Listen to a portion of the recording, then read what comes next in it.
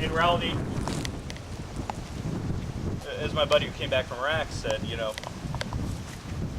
for some soldiers in some situations, it all changes the first time they start shooting. In fact, he went from being a bad soldier in his first firefight to a pretty darn good soldier by his fifth. And I think for many of these soldiers, it might have been the first time they truly faced battle, and it looks much different than they had been imagining.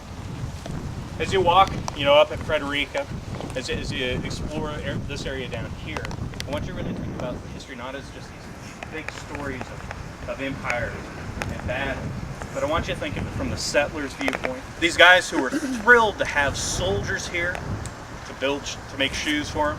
Because if you're living in a town, you got those soldiers who are marching around on leather-soled shoes, and you're the shoemaker, life's good. Or a tavern keeper, life's good. In fact, April 29th, if you get a chance, up at the park, we're going to be doing a program about the taverns. We're going to set up a tavern, a cloth tavern on one of the tavern sites, and as you come in, it's just going to be an evening of the 1740s. Take part in the debates about the way the colonies go. Learn some tavern songs and games April 29th. if you get a chance. Next weekend, March 29th at 7 p.m., we're going to do a program about the lifestyles of the settlers, kind of how they dealt with some of their own stresses. We're going to learn how to play an 18th century game called Park, the dice game. So that's next Saturday at 7. I'm going to stick around and answer any questions for anyone. If you want to feel the weight of the musket, we can do that. Okay, a couple of you I figured you wanted to. Well, thank you all for coming out, and you did a fine job listening, so let's do a good 18th century cheer. When you hear hip hip, you say huzzah! Hip hip! Huzzah! Hip hip! Huzzah! Hip hip! Huzzah! Very good, very good. The effective range is only, when you're talking true effective range, we're talking about 50 to 60. Beyond that, it's a real question as to where it's going. Now, actually, you can get these things fly about 200 yards, but the problem is it's a 75 caliber barrel. Most often, the British are firing a 69 caliber ball. The reason they're doing that is even after you've fired it 20, 30 times, it's quick to load. You don't have to fight against all that fouling. The only problem is when you actually fire it, the ball bounces down the barrel. Yeah, and so if it bounces right in the barrel, it's going left of what you're pointing it at. Notice I say pointing, not aiming, because they didn't aim them, they pointed. This was the actual site that the Spaniards had to be pretty well across the marsh. Absolutely. And we have lots of big questions. The marshes of the island have changed so much. It's a barrier island that wherever it was would not have been this far across, because the other thing we know is the Spanish line on the other side opened fire. At this distance, they wouldn't even have a chance of getting it to fly those 200 yards. It's much further than that. So it was a much tighter area than what is here today. Nothing but muskets? Nothing but muskets. No cannon, no artillery at all. Is there rifling in that gun? No rifling. Smooth bore. It came along pretty quick after this. Although there are rifles during this period, but you know, like the military so often is slow to adopt new technology, and this is a case of it. But for a very good reason. Fire this 3 times in a minute. Fire a rifle once in a minute. The closest dead Spaniard, you told him was 50 feet or 60 feet out there? Yeah. In other words, you wouldn't have hit him if it had been 100 yards out there. If I was pointing at him and I hit him, it'd be a minor miracle. However, if I was pointing to the left or right of him and I hit him, well, yeah. There's a reason generally in the 18th century, you know, we often, from our modern perspective, we look at these people of the past, we go, how silly. Like on the battlefields of Europe, standing there in straight lines, firing at guys standing in straight lines. The only way to make this militarily effective is to do that, because you're gonna have no marksman. This musket has not a front sight, but it's actually a bayonet lug. They're actually instructed. You may have noticed that I didn't look down the barrel like this, but my head was up. Has nothing to do with anything that I want to keep my face away from it, but they were actually instructed just not to look down the barrel. A little bit later it switches, and at least by looking down the barrel it gets better. The bayonet lug's there entirely for this reason right here. To be able to fix that bayonet. In reality, that first battle, the Battle of Gully Hole Creek, it's this and this that decides the day. This battle, they never get close enough to actually, you know, charge with bayonets or start that hand-to-hand combat.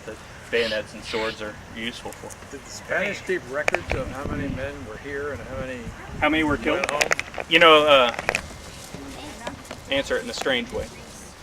If you ask a top U.S. commander in Iraq today how many Americans have been killed, as of today it'd be 3,997. If you ask them how many foreign fighters or Iraqis or insurgents have been killed, every officer is going to give you a different answer. It's always most difficult to count your enemy's casualties. That's why I think when you actually look at the Spanish numbers, they're probably more accurate, because ultimately the Spanish commander has to write back and say this: hey, King of Spain, these guys no longer get paid because they're dead.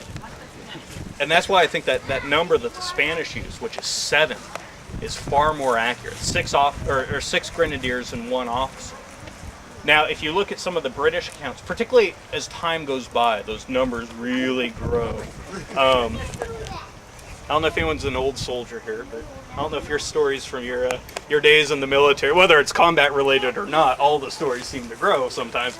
And I think that's what kind of happens. This Battle of Bloody Marsh is a much later term. Throughout most of this history, while these soldiers are alive, they would have called it the Grenadier Marsh. So that's the most accurate numbers. When your company ran, could the Highlanders and the Indians and see that? You know, that military road is really a horse path. So just across this little road, it's not like a big opening from those woods to those woods. Absolutely. And that one platoon that probably started around Lieutenant Sutherland stopped them, got them turned back around. It's amazing that it didn't spread further. It's a classic case of military. That's what usually happens, yeah. Yeah, you know, once panic hits a unit, it's so hard to actually turn them back around. At Fort King George, they said that the soldiers up there were probably so old they couldn't run. So, yeah, they were invalids. It was the Invalid Corps, the regiment. Absolutely. Up at Fort King George, you know, in the 1720s, these are guys who, you know, if they're the victims of that, join the military for life. Join the Army for life. When they could no longer actually do that duty, then they would have been taken and put in the Chelsea hospital for old soldiers. And when they could no longer stand guard at the hospital, then they were admitted into a room with a bed. So we're talking a lifetime. That's what's so unique about this regiment. It's kind of The style neat. of fighting that Oglethorpe used here was more the Indian. Hide behind the palmettos. Yeah. And yet the British went back to lines front. Yeah. It's terrain, and this is a classic thing that is written about in the 18th century as well. And guess what? If you go to West Point today, they're going to teach you that terrain determines tactics. Yeah. Same thing here. If all they had was big open fields like in Europe, they would have done that here. This idea that, you know, we as Americans invented hiding and firing, well, no. The British did it again and again, the French did it, the Spanish did it. But when you get into a big open field of Europe, where are you going to hide? And what's kind of ironic is that the British then, 40 years later, you know, with the Minutemen and all that, that they're just, you know, their problem is they weren't marching out expecting to go to battle that day. Battle was thrust upon them. There's something to be said about being prepared for all eventualities, and that's a story that the military constantly has to revisit. Could you see your enemy in the marsh? Could they see? Absolutely. You really wouldn't fire on them unless you could see them. That's how short range these muskets are. And when they rifled them, because I know at Gettysburg they did a demonstration with it, and they could go 1,000 yards. Absolutely. With accuracy. Absolutely. Two of a musket, but Yep. The big invention had been a new type of lead ball that's conical in shape and Mini ball. smaller than the barrel. Yeah, it's often known as the mini ball. And that could drop right down, and then when the actual powder inside burst, it split that cone and got into that groove or that rifling. Changed the world. And guess what? At the beginning of the war, a lot of people died who didn't have to because they were using earlier tactics. But then World War I, a lot of guys died. But then Vietnam, a lot of guys, and Iraq,